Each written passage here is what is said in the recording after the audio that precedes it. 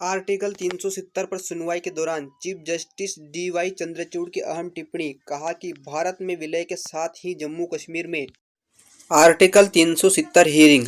अनुच्छेद 370 को निरस्त करने को चुनौती देने वाली याचिका की सुनवाई के दौरान सीजेआई डीवाई चंद्रचूड़ ने कहा कि भारत में विलय के बाद से जम्मू कश्मीर की संप्रभुता ही खत्म हो गई है। अनुच्छेद 370 को बेअसर कर जम्मू कश्मीर का विशेष दर्जा खत्म करने के मामले पर सुप्रीम कोर्ट में चल रही सुनवाई के 5वें दिन यानी गुरुवार 10 अगस्त को चीफ जस्टिस डीवाई चंद्रचूड़ ने अहम टिप्पणी की है। सीजेआई चंद्रचूड़ ने कहा है कि भारत में विलय के बाद से जम्मू कश्मीर की संप्रभुता खत्म हो गई है। यह सही है कि राज्य के कुछ विषयों पर संसद कानून नहीं बना सकता था, लेकिन इससे भारत के साथ जम्मू कश्मीर के संबंध पर कोई असर नहीं पड़ता है।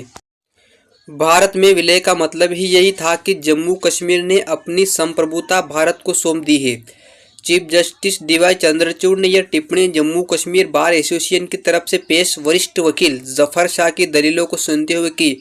जफर शाह का कहना था कि जम्मू कश्मीर को संवैधानिक स्वायत्तता हासिल थी, संसद से पारित हर कानून वहां लागू नहीं हो सकता था। जजों ने क्या टिप्पणी की।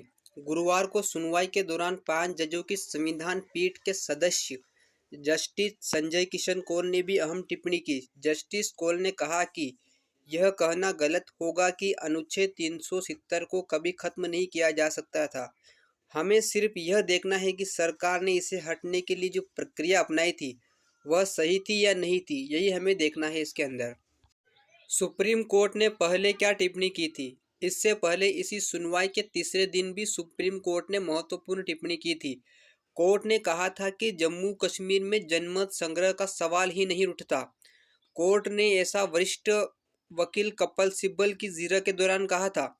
सिब्बल ने कहा था कि जम्मू कश्मीर का विशेष दर्जा खत्म करना केंद्र सरकार का निर्णय था, इससे पहले राज्य के लोगों की राय नहीं ली गई थी।